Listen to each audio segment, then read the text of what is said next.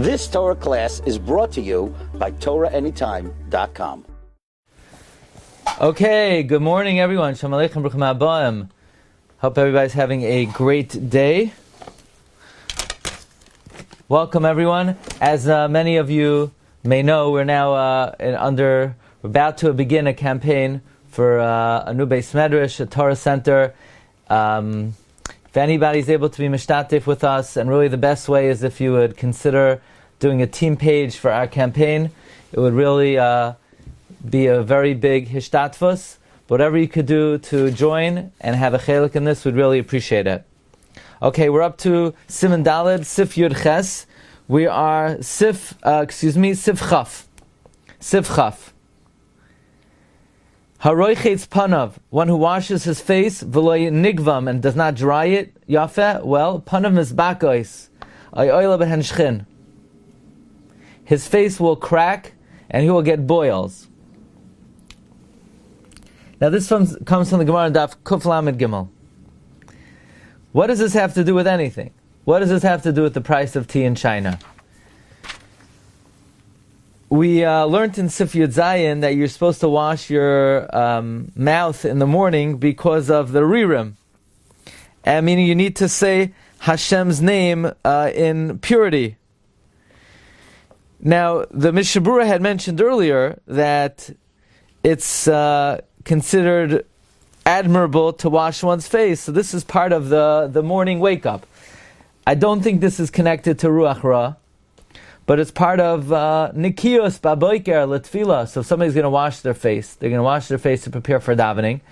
So we're giving you good advice. We don't want you to start breaking out with acne. We don't want you to start breaking out with boils. Or refuasai, the refu is l'rchaitz harbe mesilka, to wash well in the juice of beets. Okay, I thought you might want to know that. Fine. Sif Chaf Aleph. Tzarich lizar b'tfila oy ba'achila. You need to be careful, both when you're davening or when you're eating, in the middle of a suda, b'ayin lekaman siman tzadei beis vav v'siman kuf samach lahad, shaloi liga b'shoik v'yareich uv'mekam v'samachus ma'adam. You should not touch your thigh, your leg, and any other normally covered part of the body. L'fi sheyesh sham. These parts are full of sweat. What does it mean, milmulezeya? Perosh zuhama. Zuhama, it's grime. Kein soirim ketanim, like small pieces of barley. They're maybe beads of sweat or strings of dirt. V'chein shaloi lechachik b'rosh. You have to be careful that during davening or during a meal not to scratch your head. Aval mekoymos hamagulim b'rosh, but places that are uncovered on your head, uvefanav, or your face, uvemakim hamagula sheb'royosav, and or uncovered part of your arm, in lahakbid, you don't have to be careful. Says the Mishna Brosiv Kadamem Tes B'Tfila, so both during davening or during a meal, likewise when you are in the middle of learning, you should also be careful not to be touching yourself, scratching yourself. So that is, the Mishna Brura adds, B'Tfila, but Torah as well.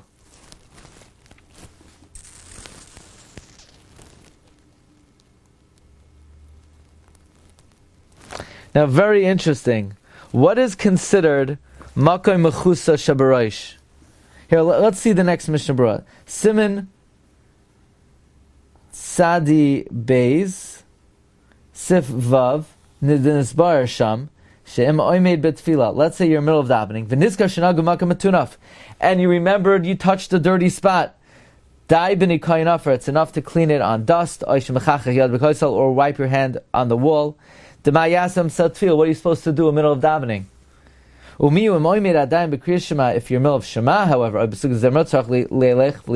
other words, if you're in the middle of davening, you're in the middle of Shema, and you scratched your head, you got one of those really bad itches, and you scratched your head, you got to get up, go to the sink, and wash your hands. Why? Because in order to pray, your hands have to be clean. But if you're in the middle of Shemana Esrei, you don't, walk. Or Rabbi Yeager is suggesting use the end of the pen, not the writing part. Not recommended, let's say, to write chidushim on your head, but But if you get, or some people, I used to have rabbeim that had keys. They had like this big pack of keys, and they made good use of it. I just hope they did not create any bodily injuries. All kinds of keys. Fine. What are you supposed to do with middle tefillah? Fine.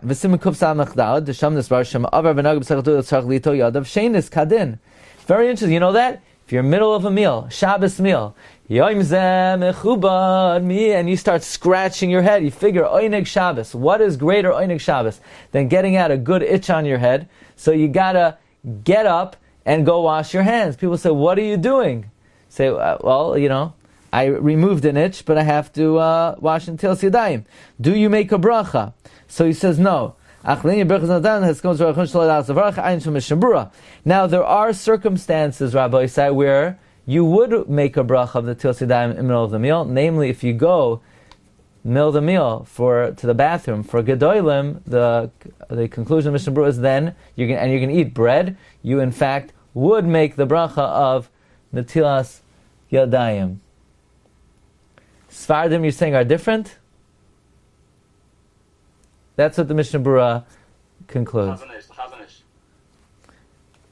Anu loimdim Sefer Mishnah Berura. That's inclusion. Here, by the way, you should know that there are achronim that say that if you scratch your head during the meal, you also make netilas yadayim. But that's not the consensus of Roiv achronim. The Mishnah Berura goes with Roiv achronim that you don't have to. Even for Ketanim you don't have to. Mishnah Berura says for Gedolim you do. Milmulei zeya, ayin b'yordera siman kuf yodvav, detzarch lizar mizeya. You have to be careful from zeya. Meaning you gotta watch out for zeya. Dechol zeya sam hamaves. All sweat is poison. Chutz mizeya sapanim. Besides the sweat of the face. V'siman l'davar. B'zeya sapecha toich alechem. The sweat of your brow that you could eat bread. Uvefanav, or your face. V'chein b'tzavaroi ad hachazeh. Because of Machzah shekel, dezeh toloi l'fi minig hamakoymes im aderech liyos megula sham. The Machzah shekel says, one second, v'chein b'tzavaroi ad hachazeh.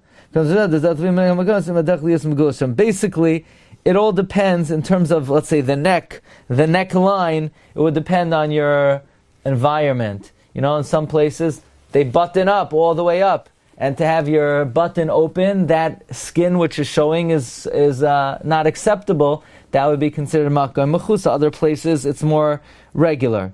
Sheb Yosef in your arms, ada perak hanikra, elin boigen, until the elbow. Let's say you live in Saudi Arabia. We have people on the WhatsApp group from Saudi Arabia. Could be feet in a climate where they uncovered is considered uncovered. Interesting. So let's say you're holding a baby middle of the meal. We know if you scratch your above your elbow in the middle of the meal, you have to wash until Yadayim. You scratch your elbow, you scratch above the elbow in the middle of davening, you have to step in and wash those. What if you have a kid? The kid's wearing, a onesie. His whole leg is uncovered, his whole arm is uncovered. So the Dirsha brings from Rabbi Yashav, Ein Tzach Lito Yadav, and it doesn't matter on the age. That's Ibn Rishon Zalman as well. He brings Amnam Legabe and Egebes Royai Hachasufa Shal Katan, the uncovered arm of a katan. Rabbi Yashav says you do have to wash your hands. Now here's a very interesting thing. What's considered Makom Hamachusa Shabaraish? The Shevet HaLevi says anything which is under the hat is considered Makom Machusa. Outside of the hat, the other hair is like Makom Galoi, because it's not so sweaty. You know why it's sweaty? Because you wear a hat. So in other words, a very, very big chiddush. I don't think I knew that. In other words, if you scratch over here, the Shevet HaLevi, Rav Vosner says, you do not have to wash your hands, because that's not a sweaty part. See, I would have thought that sweat is not dependent on the fact that you wear a hat. The head, the hair in general, is sweaty. That's why they make shampoo, you got to clean. It needs to be cleaned. However, he says, if it's very sweaty, like you didn't take a bath in a long time, then it's considered like tsoya atzma. However, Chaim Kanievsky says no. Anywhere where you scratch is considered a makom mechusa, and it needs netila. Now here's an interesting thing. According to Rav Vosner, if you scratch your beard, then you do not have to wash your hands. However, Rav Chaim Kanievsky, it's not clear if he would say that the beard is included in the Seyar Rosh. I'm not sure what Rav Chaim would say. Okay, Siv Chaf.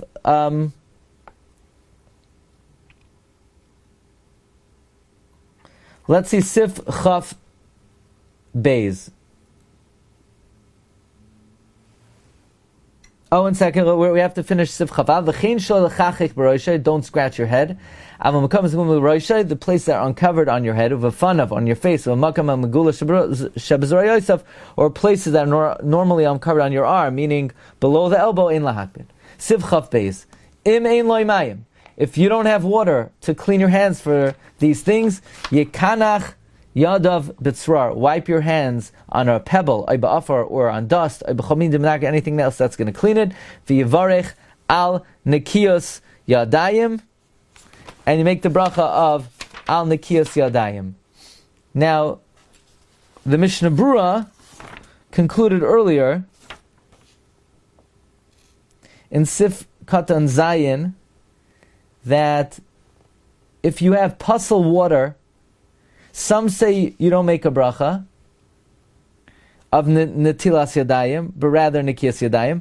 And the Mishnah Berura brought the Achroinim say, no, you can make netilas yadayim on puzzle water. But now we're talking about you don't have any water, you just have a table or a rock to wipe it on. Then the Mechaber says, you make nekiyos yadayim, v'yoyol l'tefillah, it helps for davening. Avloy l'haber ruach rosh aleim, it doesn't help to remove the ruach ra. Says the Mishnah Berura, im ein loy, if you don't have water, v'im yesh lem, if you do have water, tzarich lital afilu tefillas mincha v'arves, you must wash for mincha and marv. As we mentioned many times, one is required to wash their hands for mincha and marv. Afilu meini yodei lem shum lichlach. Even though you don't know about any dirt that got on your hands, stam yodayim are not kosher for mincha marav. You must wash your hands. Vanatil yebeloi bracha. For mincha marav, you don't make a bracha. Kiloi tiknu bracha ki meshachris. The only mesayin bracha for shachris is kedisa b'siman zayin sif alef. Ein loy mayim. If you don't have water, yesh oimrim. Some say the dina kahacha. The din is like over here. V'yanaka b'chomini demnaki. You should wash your hands in anything that cleans them. Pen mudbak behem ezadavar mosai zuama. Lest some kind of unseemly or disgusting thing is on your hand. Yekanach yadav. If you don't have water, wipe your hands. And it works. Even if your hands were very dirty. Let's say you defecated, vikinach, and you wiped yourself, and now you don't have water. So now what do you do? Imagine like this. You're on the road. Person went to the bathroom. There's no sink. And their hands, they're filthy to an extent. It's not talking about where you have mamoshes of excrement on your hands. A person went to the bathroom. While their hands has some, maybe, some kind of dirt or grime. And I don't have water. Am I allowed to just wipe my hands on a table and daven? Yeah. Yes. We'll learn later how far do you have to go for water. You're going to have to go pretty far to get water. You're going to have to go 4 mil to get water. Or or wipe it on a dry garment. You should know, cleaning your hands. Since it's taking the place of water, you got to wipe the whole hand. You got to wipe both sides of the hand, all the fingers. Bein gabay uvein toichai, whether the top of your hand, the back side of your hand, or the interior of your hand, ad haperak, until the wrist. But the will be enough until the end of the fingers. But not just to wipe the tips of the fingers. We'll do one more Mishnah Berura.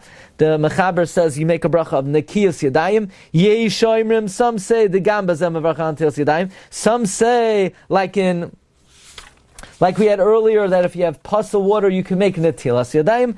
Nevertheless, all the achronim do not move off the psak of the Mechaber.